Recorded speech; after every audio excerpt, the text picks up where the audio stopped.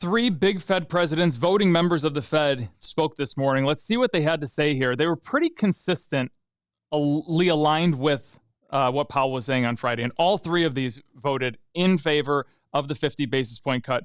Austin Goolsbee, many more rate cuts ahead. Now, guys, I talked about this last week. I don't see the need to be cutting interest rates the way that we are, except to make everybody happy. Think about it this way. We had 0% interest rates for a very, very long time. Is that normal? The answer is absolutely, unequivocally, no, it's not normal. Is 5% interest rates historically normal? Yeah, they are. Are 17% interest rates like we saw in the late 70s normal? No, they're not. You have to have some type of borrowing fee. You can't be sitting at zero. And the fact that they want to get back to this, they want to get back to 2% inflation, it seems like they want to get back to less than 3% interest rates or Fed fund rate. That to me is not a good decision. Plus, why do you have low interest rates? You have low interest rates to spur economies. Right now, we're doing about 3% GDP growth. We have a very, very low unemployment rate. We have consumer spending, albeit I think on credit cards, at record highs. I don't understand why we're spurring economies right now. Is the housing market struggling? Yeah, but it's also because prices are so high. There's no demand out there. It doesn't really have to do with interest rates. Could they strengthen buying power and people have a little bit more to go spend on? Yeah, they could, but housing prices are still really high and the interest rates are not necessarily the problem. Now, let's look at what Goolsbee said here. He said inflation is way down from its peak in recent months. I do have a question for you, and I'd love for you guys to comment this. Do you feel that inflation is going down for you as the everyday person? Do you feel that? Yes or no? I would love to know that answer. All right, so when we look at this, inflation is still way down from its peak in recent months, and it's coming towards the Fed's target of 2%. Okay, so let's see what else he has to say. Oh my goodness, I can't believe this. He said the 4.2% unemployment rate is considered by many to be full employment, which is the Fed's congressional mandate. It truly is. It's low inflation, maximum employment. All right. Basically, we've seen a freeze on both sides of the Fed's mandate here. Yet, okay, let's go to Bostic. Let's see what Bostic and Kashkari said. Bostic is from Atlanta. Kashkari is Minnesota, I believe. This is from Bostic. Those twin developments have emerged much more quickly than the beginning of the summer. So Bostic was actually pretty against cutting interest rates. But now he has said, yeah, I'm jumping in on this 50-point cut. He said that things have changed. I will say one thing that the Fed has been extremely consistent on, we are going to be data-driven. We're going to go meeting by meeting. As the data comes out, we're going to change our point. They have done that. I don't agree, but they have done it.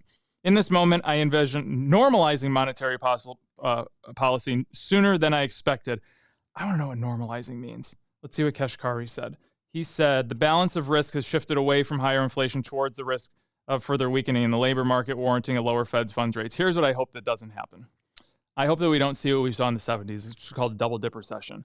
So let me kind of draw this out for you. Let's see if we can. Is this a blank screen? And we'll just draw it right here. So you have interest rates and you have inflation. Okay? Interest rates, inflation. So your interest rates are high. Okay, let's say they're 10%. That's where they were pretty much 17% in the 70s. I bet a lot of you remember that. But we're going to say 10%. And let's say that inflation is, let's call it 10% as well. Okay, inflation starts to come down because interest rates come up. Let's say that they drop inflation to 3%. Now, what are they going to do to the interest rates? This is a shaky drop. Let's say that this wasn't a drop from, this was a very, very stubborn time. It took a lot to get it down. Actually, let's change this to 5%. Let's say it took a long time to get that down to 5. What are you going to do to interest rates? Hey, let's drop interest rates to 7%, 7.5%. What happens? This number starts to creep back up. And what are you going to do to tame that? Well, you're going to have to raise interest rates probably above 10%, causing a double-dip recession. Now, we don't know that we're in a recession till we're actually probably till we're out of it. But this is what I fear. I fear that the inflation is going to creep back up and they're going to have to do this. And what's going to happen if they do that? I'm telling you, all hell's going to break loose. Market's going to go to hell. Everything's going to go to hell if that happens. Now, caveat is they go and print a bunch of money, stop it from happening. Very, very possible. They have a history of doing it. But in a in a market that is not manipulated, that's what would happen. Now, let's talk about a couple of things that we're going to see in the market this week coming from earnings out there, GDP that's going to be reported. Let's go check these things out right now.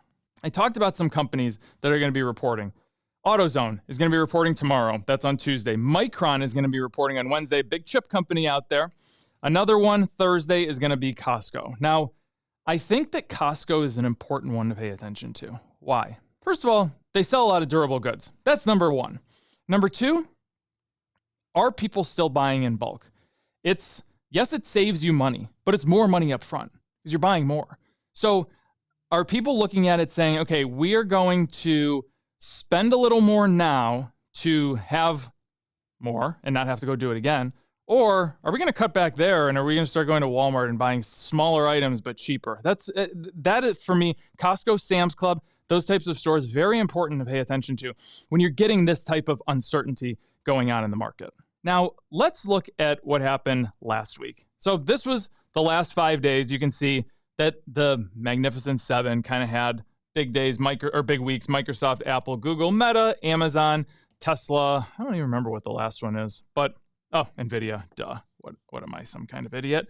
NVIDIA is the leader. Now, everything else kind of struggled. You had oil pop there a little bit, but really, it's very interesting to see these seven are really carrying the entire market. Still, that's the problem. The problem is you have if you're going to feast off of these, your famine's going to be off of these too. And that's a big problem that we have going on in the market for really the last decade. Everybody's living and dying on these things. Now, one thing that has really piqued my interest over the weekend has been Intel. Not for reasons that you probably think. Qualcomm, it's reported that Qualcomm went in there and offered to buy them.